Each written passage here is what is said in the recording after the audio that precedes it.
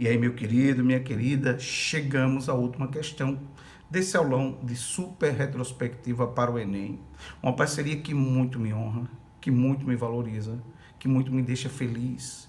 Trabalhar com o querido AJ, com o fantástico Bruninho 30 Linhas e com 3 parceiros da mais alta envergadura, da titulação maravilhosa e de uma parceria realmente muito forte. Kid, Matheus e Clécio, fechando aqui esse nosso momento, né, dessa super retrospectiva. Então, eu trouxe, né, uma questão desses tempos que vivemos agora, racismo, né, em tempo de Black Lives Matter, né, vidas negras importam. Então, vamos voltar na história para a gente entender por que existem movimentos como este no mundo, né? Então, vem comigo. A questão, no seu enunciado, se coloca assim: a reação diante da alteridade faz parte da própria natureza das sociedades.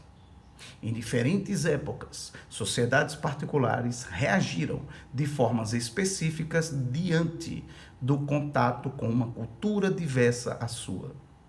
Um fenômeno, porém, caracteriza todas as sociedades humanas: o estranhamento, que chamamos de etnocentrismo, diante de costumes de outros povos, e a avaliação de formas de vida distintas a partir dos elementos da sua própria cultura.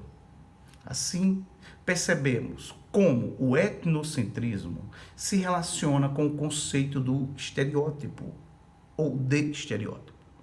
Os estereótipos são uma maneira de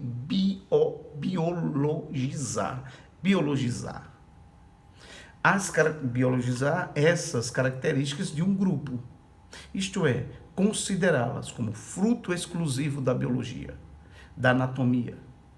No interior de nossas sociedades, encontramos uma série de atitudes etnocêntricas e biologicistas, né? Beleza? Temos aqui o conceito de alteridade, temos o conceito de estereótipo, né? Um exemplo de etnocentrismo incorporado a uma política estatal foi qual? O movimento sionista na Palestina. Você já ouviu falar do movimento sionista? Claro, né? Você tem professores de história maravilhosos ao longo da sua vida e aqui na nossa isolada, né? Mateus mandou muito bem, pancada, mestre Mateus, futuro doutor Mateus, né? Então, o movimento sionista, gente, é uma corrente do judaísmo que pregava a volta dos judeus para o seu local de origem, dos seus ancestrais, a Palestina, né? Vamos lembrar que os judeus foram expulsos pelos romanos 30 e poucos anos após a morte de Cristo, né? Então os judeus foram expulsos, é considerada a diáspora judaica, né? E eles foram espalhados pelo mundo, né? Sofreram perseguições, é um povo muito inteligente, muito culto, né? E havia uma corrente no final do século XIX, né, que era chamada sionismo, que pregava a volta para a Palestina, tá bom? Então, veja que não se enquadra com isso, não é ideia de etnocentrismo, mas uma ideia de colonização, voltar para a Palestina, eles que tinham sido expulsos há mais de 2000 anos. B. Diz que um exemplo de etnocentrismo, do estranhamento, né, das características diferenciadas de um povo, baseado, então, né, nessas características de superioridade, de inferioridade, de raça melhor, tá bom? Então, nós temos aqui o apartheid na África do Sul, e a gente vai cravar nesta mesmo, é B, tá? O apartheid, tudo a ver com esse conceito aqui de etnocentrismo, de superioridade racial, dos brancos europeus que colonizaram a África do Sul, os holandeses e os ingleses, né? Que nos anos 40 do século passado, logo após a Segunda Guerra Mundial, em 1948, né, foi aprovado o apartheid. Apartar, separar. Essa palavra vem do africandê, que é uma variante do holandês no continente africano, na África do Sul, né? Então, é uma política oficial de segregação, né, onde se criava os bairros onde os negros poderiam viver. Ficaram conhecidos como bantustões, enquanto toda a parte moderna do país Toda a parte urbana de cidades como Joanesburgo, Pretória, Cidade do Cabo, era destinada aos brancos. Os brancos eram donos das minas, os brancos eram donos dos bancos, das empresas, né? Ascendiam aos cargos mais altos, enquanto aos negros era destinado às funções mais braçais.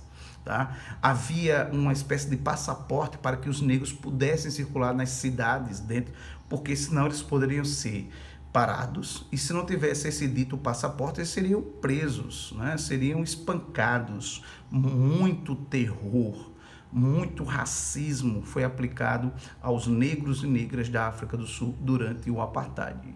Muitas pessoas pagaram com a sua própria vida, muitos ficaram privados de sua liberdade, como foi o caso de Nelson Mandela, que ficou aproximadamente 28 anos da sua vida preso por causa do apartheid, porque ele combatia esse regime racista, essa espécie de nazismo no continente africano, que hipocritamente, né, era apoiada pelos Estados Unidos, pela Inglaterra. Diziam que Nelson Mandela era um terrorista, por aí você tem ideia, né? Então cuidado muito com o que a mídia diz, quem é bom, quem é ruim, né? Abra os olhos, Mandela já foi chamado de terrorista, tá? Então vamos ver C, D e E, ver o que está errado aí.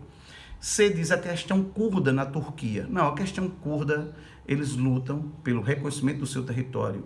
Tá? É um povo, né, uma população muito grande, mais de 25 milhões de pessoas, que não vive no seu território. Então não pode ter o Estado, porque para ter o Estado tem que ter o território. Eles lutam há muito tempo para conquistar o seu território, né? Isso tem muito a ver com a partilha europeia ali no Oriente Médio. Ingleses e franceses, por exemplo, repartiram o Oriente Médio depois do fracasso, da derrota do Império Otomano. Criaram fronteiras artificiais, Irã, Iraque, Síria, Líbano, mas não criaram o Kurdistão, deveria existir. Então esse povo hoje vive espalhado pela Turquia, pelo Irã, pela Síria, pelo Iraque. São reprimidos por todos esses estados, lutam para conquistar o seu território. Tá? A Primavera Árabe na Síria. A Primavera Árabe foi aquele movimento que aconteceu há 10 anos. Começa na Tunísia, no norte da África, se espalha para o Egito, pega a Líbia, né? E vai chegar ali, por exemplo, na Síria. A mídia, na época, chamava isso aí de Primavera Árabe, porque passava a ideia de que antigos déspotas, ditadores, seriam tirados do poder e uma nova geração de políticos ascenderia, novas ideias, combatendo as ideias tribais, tradicionais, né, e fazendo florescer um novo tempo no Oriente Médio. Infelizmente, pouco tempo depois, a Primavera Árabe virou um outono árabe, né, onde os manifestantes foram presos, mortos, torturados. Pessoas que ganharam as eleições para presidente, como no caso do Egito, foi morto, né? Então, não se concretizou a Primavera Árabe que a mídia falou na época, né? Tá? E balcanização da Chechênia. A balcanização tem a ver com os Balcãs, onde fica, por exemplo, a Iugoslávia, que era um país, né, socialista, e com a crise da economia no socialismo nos anos 80, faz com que no começo dos anos 90 esse país se fragmente. Surjam países dentro, né, da Iugoslávia, porque era uma espécie de mini União Soviética, um caldeirão cultural, étnico, religioso, que se separa, em alguns casos, com muita violência. Foi o caso da Bósnia, foi o caso da Croácia contra a Sérvia e vice-versa, tá bom? Então ele está dizendo que a Chechênia é uma região que pertence à Rússia, né? Mas é um povo que foi conquistado há muito e muito tempo, até muito antes da União Soviética. Então lá eles lutam também pela sua independência, os chechenos, que são muçulmanos, e não aceitam ficar sob o domínio russo, que é ortodoxo. Galera, beleza? Então é isso, meus queridos e minhas queridas, né? Abraço forte, você fez a sua melhor parte, você vai se dar bem, fica tranquilo, tá? Fica tranquilo que você está fazendo a coisa certa. Abraço, Fortudama, até a próxima.